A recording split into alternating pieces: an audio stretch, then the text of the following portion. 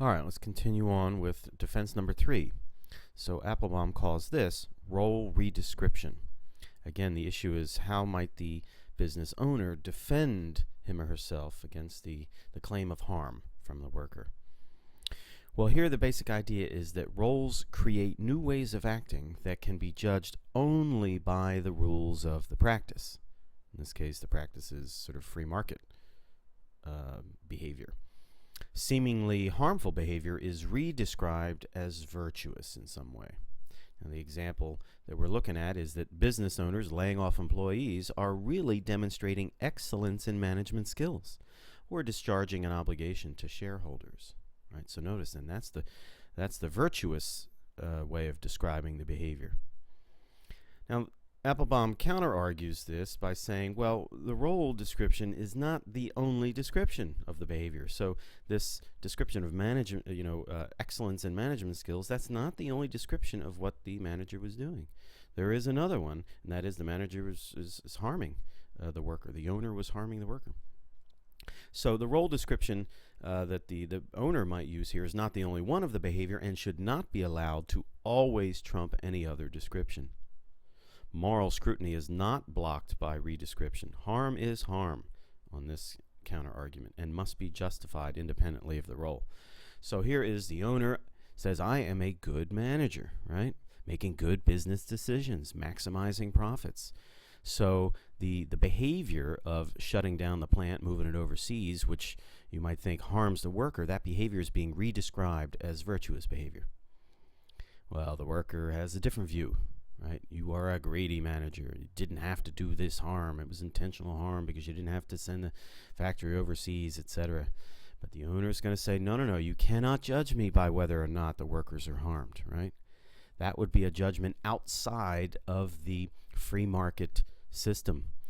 You can only be judged by whether or not profits increase. See, as the role of a market player here, in this case an owner, the only standard by which to judge the owner's behavior is the standard of profits.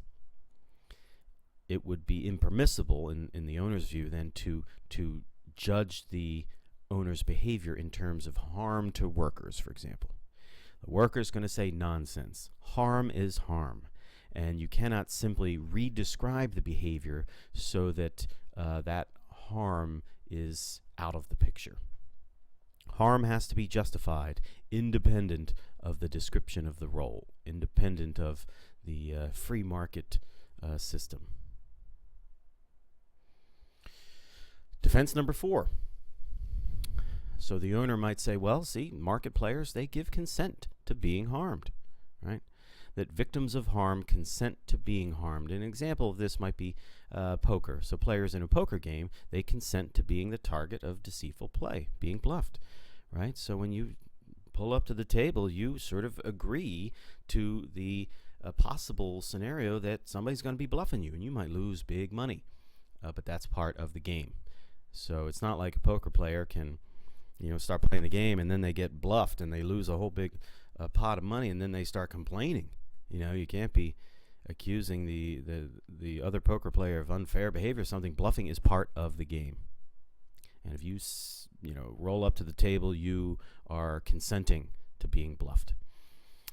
Or another way of looking at this, victims of harm accept that at least such a possibility is necessary for the overall fairness of the system, right? So in the market system, when we participate in market systems, we will sometimes benefit from the transactions. So the corresponding obligation is to accept possible harms as well. So if you're going to be benefiting from this situation, well, the flip side of that is sometimes you're going to be harmed. Now, Applebaum's counter-arguments here are that the people don't generally consent to harmful behavior. Maybe in a game or something, but that's a game. But in life, right, people don't usually consent to harmful behavior. Another counter-argument might be that people are not really benefiting from the game in sufficient measure to justify the harm, right? So here's our scenario. The owner saying, hey, worker, you knew the job might not last, but accepted it anyway, right? So from the owner's point of view, the worker was getting a good deal for a long time at the factory. But, that doesn't always last forever. So from the owner's point of view, if the worker is going to accept the good times, right, that has to come with the knowledge that there might be bad times also. And so when the bad times roll around, can't be complaining.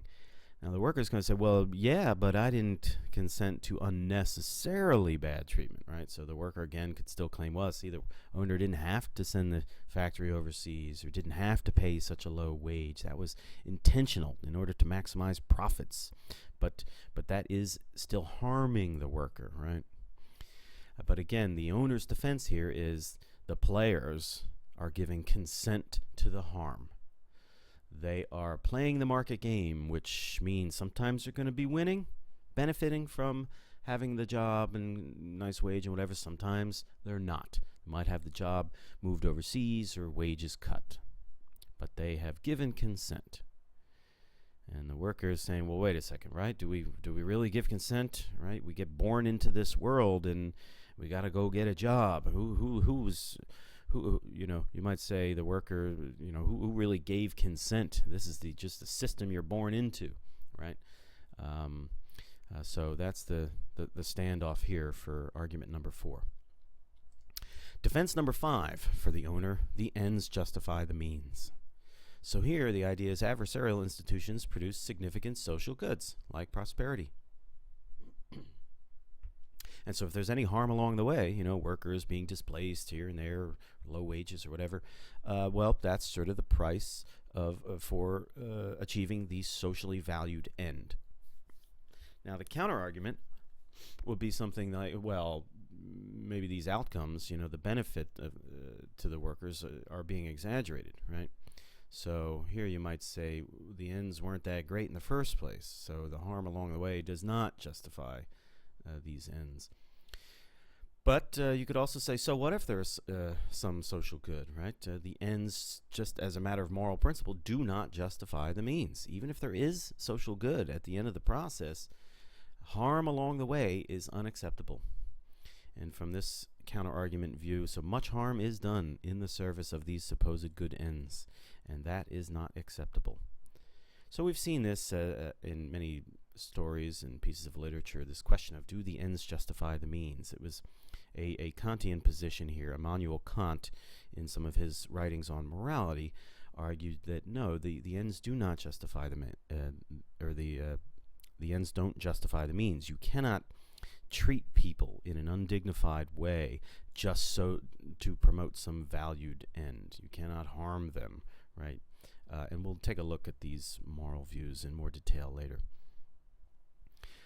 Applebaum goes on to say that if consequentialism is true, that is, in other words, if the rightness or wrongness is dependent on the outcome, what's the nature of the outcome? If the end of the process is good, does that then justify anything that came before?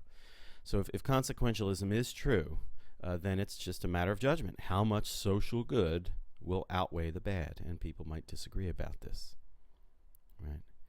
But for the Kantian here, there are certain behaviors that are strictly off limits. Even if they would produce a good outcome, they would violate, one's autonomy, or they would treat people in an undignified way.